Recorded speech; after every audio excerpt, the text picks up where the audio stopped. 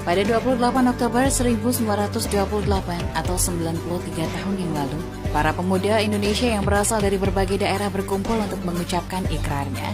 Momen penting bagi negara Indonesia ini sangatlah besar perannya dalam mempersatukan seluruh anak bangsa untuk terus berjuang dan tak menyerah melawan penjajahan kolonialisme Belanda. Sayangnya, momen bersejarah itu ada yang coba-coba membelokkannya. Seorang politikus busuk yang gemar berbohong bernama Anies Baswedan pernah dalam suatu kesempatan mengatakan jika sesungguhnya yang pertama kali mengikrarkan diri sebagai bangsa Indonesia adalah orang-orang keturunan Arab. Tak ada lainnya yang berani melakukan sumpah bertanah air Indonesia selain keturunan Arab.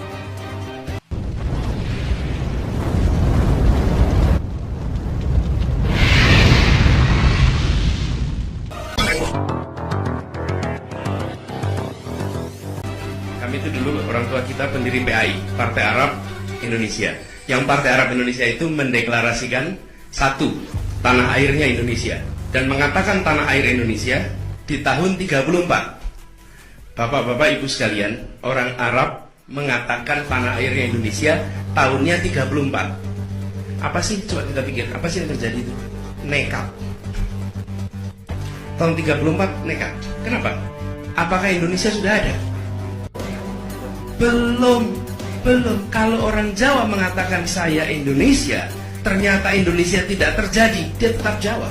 Orang Bugis mengatakan saya Indonesia, ternyata Indonesia tidak jadi, maka dia tetap Jawa. Nah ini orang Arab mengatakan saya Indonesia, barangnya belum ada. Kalau ternyata Indonesia tidak terjadi, mau ngaku Jawa nggak bisa, mau ngaku Arab dibilang ente sudah bilang Indonesia. Cari aja sana Indonesia di mana. Dari Sugondo, kertas ini, kertas yang berisi draft, saya bilang draft yang kita kenal dengan Sumpah Pemuda itu, kemudian oleh Sugondo diteruskan ke Amir Syarifuddin. Amir Syarifuddin juga membaca dan setuju. Mereka itu menyatakan sumpah pada tanah air Indonesia sebelum Indonesianya ada. Tidak ada yang lain yang melakukan itu kecuali keturunan Arab di Indonesia. Kemudian apa yang ditulis Yamin itu dibacakan oleh Sugondo di dalam penutupan. Nah, inilah yang kemudian kita kenal sebagai Sumpah Pemuda ya. Dan itu juga secara resmi oleh Kongres dinyatakan sebagai keputusan Kongres. Nah, ada yang melakukan. Dan ini dilakukan siapa? Seluruh kelompok. Dan Partai Arab Indonesia itu menyatakan tujuannya adalah merdeka. Apa yang terjadi? Begitu Indonesia merdeka, partainya membubarkan diri. Sumpah Pemuda adalah sesuatu yang sangat esensial, bisa dibilang itu adalah api yang menjadi roh hidup bangsa kita ya. Namun sayang sekali dewasa ini atas nama agenda-agenda politik tertentu ya, kita mudah sekali dipecah belah ya, atas nama agama, atas nama suku dan lain sebagainya. Padahal yang kita lihat Sumpah Pemuda itu adalah justru bukti bagaimana keindonesiaan itu solid dan dibangun oleh berbagai elemen masyarakat, baik mereka yang tanda kutip bumi putra maupun yang non bumi putra. Anies memang jago menata kata. Buktinya saat itu tak ada satupun pendukungnya yang dikibulin protes, seakan mereka terbuai oleh tata kata Wan Edan. Atau bisa jadi memang karena mereka semua dungu, makanya tak sadar jika sedang dikibuli oleh orang yang mereka dewa-dewakan. Seingat penulis, apa yang penulis peroleh dari pelajaran sejarah selama sekolah, Sumpah Pemuda Arab itu terjadi tahun 1934. Sedangkan Sumpah Pemuda yang dilakukan oleh pelajar dari seluruh wilayah Nusantara yang tergabung dalam Perhimpunan Pelajar-Pelajar Indonesia atau PPPI dan juga didukung para pemuda dari Jong Java, Jong Batak, Jong Ambon, dan Jong Islamiten, Bon, dan beberapa perkumpulan pemuda lain itu terjadi pada tahun 1928. Jadi cikal bakalnya adalah para perhimpunan pelajar-pelajar Indonesia ini menyelenggarakan sebuah kongres pada bulan Agustus, 3 Agustus sampai dengan 12 Agustus. Jadi mereka mengumpulkan para organisasi pemuda saat itu, ada Jong Sumatera Nenbon, Jong Java, Jong Islamiten Bon, Jong Ambon. Jadi dan segala macam organisasi pemuda di tempat ini, jadi di Gedung Indonesia Club Kebau. Jadi jelas Sumpah Pemuda itu 6 tahun lebih awal dari Sumpah Pemuda Arab. Sumpah Pemuda itu juga membuktikan jika pemuda Jawa, Ambon, Batak, dan pemuda Nusantara lainnya juga berani menyatakan diri sebagai bangsa Indonesia, bahkan mereka melakukannya lebih awal dari Simbah Munis. Pemuda saat itu walaupun mereka masih bergabung di organisasinya masing-masing, masih ada Jong Java, Jong Ambon, Jong Sumatera Nenbon, mereka menyadari kalau seandainya kita ini punya kesamaan nasib, punya sama-sama menderita di bawah tanah jajahan, lalu kita punya tujuan yang sama, lalu untuk apa kita saling berdiri sendiri? Lebih baik kita menjalin kekompakan, kita saling membahu untuk bersatu menembus penjajahan Belanda ini. Anis, saran penulis kalau mau ngibul itu dikondisiin dulu, dipastikan tak ada yang merekam kebohonganmu, biar tak tersebar keluar. Kalau tersebar seperti ini kan jadi repot karena rakyat yang tidak mendukungmu itu jauh lebih cerdas dari para pasukan nasi bungkusmu. Kami semua tahu kalau kamu itu tukang kibul. Udah Denny, sadar, agama sudah kau tunggangi untuk kepentingan politikmu. Sekarang sejarah bangsa juga mau kamu belokkan. Keterlaluan kamu itu, Nis.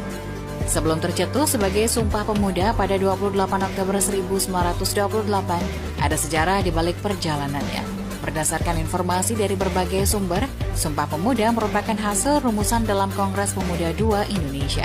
Kongres tersebut merupakan pertemuan besar pada 1928. Dalam pertemuan itu hadir para pelajar dari seluruh wilayah Nusantara yang tergabung dalam Perhimpunan Pelajar-Pelajar Indonesia. Kongres Pemuda II itu digelar 3 sesi di 3 tempat yang berbeda. Organisasi kepemudaan yang hadir saat itu antaranya Jong Java, Jong Batak, Jong Ambon, dan Jong Islamiten Bon. Sesi pertama dilakukan pada 27 Oktober 1928 di Gedung Katolik Jongenlingen Bon atau KJB yang sekarang bernama Lapangan Banteng. Ketua PPPI Sugondo Joyo Puspito saat itu berharap Kongres Pemuda II diharapkan dapat mempererat semangat persatuan di antara para pemuda. Kemudian apa yang ditulis Yamin itu dibacakan oleh Sugondo di dalam penutupan.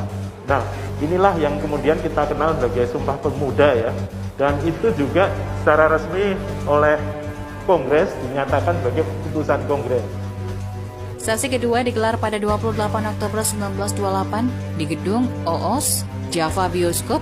Dalam sesi itu dibahas masalah pendidikan yang sangat penting untuk anak. Sesi ketiga yang merupakan sesi penutup digelar di Gedung Indonesia Klub Gibo di Jalan Kramat Raya 106. Saat itu rumusan Sumpah Pemuda terlahir. Dan apakah kalian tahu? Ternyata pembacaan ikrar Sumpah Pemuda itu dilakukan di rumah warga etnis Tionghoa yang bernama Sri Kong Lian. Pada saat pembacaan ikrar Sumpah Pemuda itu, memang perkumpulan pemuda Tionghoa tak turut hadir. Namun di sana ada 4 orang keturunan Tionghoa yang ikut hadir. 3 diantaranya berasal dari Jong Sumatranan Bon, yaitu Oi Kai Siang, Liao Chuan Ho, Chio Dien Hui, Kue Tiam Hong, atau Daud Budiman. Sementara satu lagi bernama Johan Muhammad Chai, yang merupakan seorang mu'alaf berasal dari Jong Islamiten Bon. Kongres Pemuda itu menariknya, ada orang namanya Kue Tiam Hong. Dia adalah seorang peranakan Tionghoa asal Palembang. Nah, Kue Tiam Hong ini menariknya adalah anggota dari Jong Sumatranan Bon. Padahal kalau kita lihat ya, waktu itu tidak banyak organisasi politik yang membuka pintu untuk orang Tionghoa. Jadi ketika Sumpah Pemuda itu bisa dibilang tidak ada organisasi atau partai politik Indonesia yang membuka pintu untuk orang peranakan asing. Nah, tapi menariknya Jong Sumatranan Bon itu membuka pintu. Jadi Kue Tiam Hong ini pelaku pandu dari Jong Sumatranan Bon ikut dengan 3 orang kawannya yang dari etnis Tionghoa di dalam Kongres Pemuda juga. Jadi 4 orang peranakan Tionghoa ini ikut. Jadi Sumpah Pemuda itu bukan hanya milik pemuda Nusantara saja, tapi para pemuda keturunan pun ada di dalamnya. Makanya tak berlebihan jika sekarang pemerintahan Jokowi yang dimulai dari Presiden Abdurrahman Wahid atau Gus Dur memposisikan semua warga Indonesia adalah setara, tak bisa dibeda-bedakan, karena memang Indonesia itu besar karena perbedaan yang begitu beragam. Di sini, penulis tidak bermaksud menafikan peran serta warga keturunan Arab dalam meraih kemerdekaan. Penulis hanya ingin membuktikan jika omongan Anies Baswedan itu adalah sebuah kebohongan. Seseorang yang gemar berbohong memang akan selalu terus-menerus berbohong untuk menutupi kebohongannya sebelumnya. Begitulah kira-kira target Anies Baswedan. Akan selalu ada kebohongan yang ia rangkai untuk membuai para kaum otak sungsang. Bagaimana menurut Anda? Tulis komentar Anda di kolom komentar. Jangan lupa like, subscribe, dan bagikan video ini ke media sosial kalian. Terima kasih sudah menyimak sampai akhir. Sampai jumpa di video selanjutnya.